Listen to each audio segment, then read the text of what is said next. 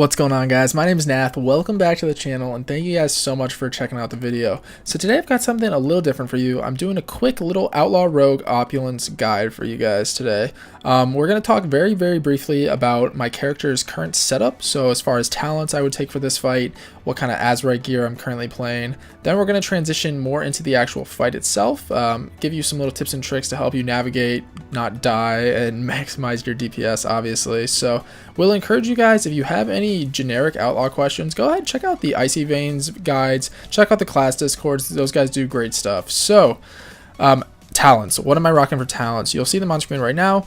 The only real difference to what the norm is, guys, here is that last tree I do play Killing Spree over Blade Rush. There's a couple reasons for that. First being, Killing Spree has way more burst potential than Blade Rush, and burst DPS is very important in the later stages of this fight. I will show you that once we get there. And Killing Spree, guys, just looks really cool, and I like my character having badass animations when I'm playing. You know, I care about how my character looks. I care about how he looks when I'm doing damage. Sounds vain, whatever. Moving on to the actual Azurite pieces themselves. I play with two Deadshot pieces. Both my helm and my chest, you can see here, have that Deadshot.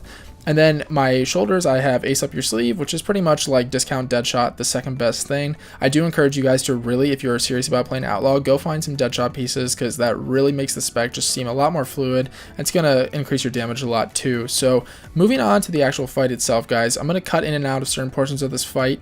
This is all taken from my guild's latest Heroic Opulence clear, but don't fret. All the tips and stuff we're talking about today are applicable throughout any difficulty, so no worries if you haven't got to Heroic, or if you already passed Heroic, still useful stuff here. So first thing you guys want to do, as you're splitting up into your two different rooms here, the pull timer will come out. Right away as an Outlaw Rogue, you guys should be popping this Shroud and helping your team get closer to the boss so that they can start their openers even sooner than they would normally be able to. I see a lot of rogues not do this, and it's just that little thing that really is going to get you appreciated by your group. So right away, I actually get pretty lucky here. I rolled the crit buff, which is the most optimal single buff you can roll here, guys. So I go ahead and pop my Adrenaline Rush right away. And this portion of the fight takes several minutes, so you guys should not be holding Adrenaline Rush. Go ahead and essentially pop that off cooldown. You're not really going to be needing to save that until later stages of the fight. So as you navigate throughout the rooms, we've cut to the next room here. You can see me looking out for the different mechanics. I see these trapdoors opening. I'm positioning myself to stay out of them. And another thing that I want to be mindful of is every 10% of this boss's HP, he's going to phase into the next room. And I want to get there as soon as possible, right? So I'm going to pop my grapple ability right here. You can see I'm going to grapple into the next room to maintain the highest amount of uptime I can on this little encounter here, guys. And it's little things like this, making smart usage of your movement abilities, that's going to really allow your parses to shine. And it's going to take you from those lower percentage parses up to those higher percentage parses.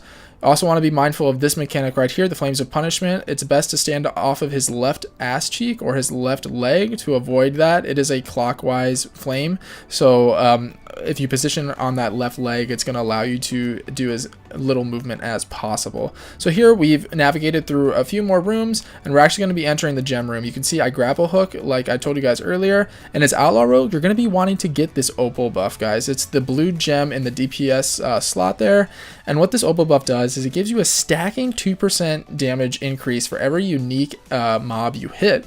So when you do go to the later stages of that fight, and you are interacting with all those ads, that 2% is going to just stack. You're going to get so much DPS increase off this buff. It's really important that you guys choose the correct one. So positioning is even more important in this final room of this mini boss here, because you can see all of the mechanics he did previously are just exaggerated, so it's a much wider radius. So that Flames of Punishment, that Crush, all that stuff is kind of like a 180 instead of like a 60 or 90 degree arc there. So once you guys have killed this guy off, go ahead, pop your sprint, pop your grapple to get to the Opulence room faster. You should always be looking to pop those movement abilities in smart ways to maximize that uptime. So here we're stacking, and I'm actually going to cut over now to when the Spirits of Gold ads come out, because this is probably the most important part of the fight for your Outlaw parse. So when the Spirits of Gold pop out, you want to be popping Blade Fury, then I'm going to be popping Between the Eyes, and then I'm going to be going into Killing Spree. And that's going to make me do a ton of damage while all these ads are still condensed. So because I've popped that Between the Eyes, my next pistol shot is also going to be empowered with that Blade Fury. And it's important to note here, after my Blade Fury expires right here, I'm immediately repopping Blade Fury. It's very, very important that you keep the Blade Fury uptime ticking. And you don't want to be wasting Blade Fury when you're not doing these adds. So when all these adds spawn, you want to have at least 2 charges of Blade Fury ready so you get maximum uptime, maximum DPS on these guys. So as we're essentially just going to be rinse repeating here for Outlaw, guys. So here I've actually jumped to the next time the ads spawn. Once again, I just want to reiterate this. I actually have the crit buff here, really nice. So Blade Fury, between the eyes, killing spree. Let's watch it happen live. And here we go. Boom, Blade Fury. Boom, killing spree. You see that damage, guys? You do so much damage as Outlaw Rogue on this fight.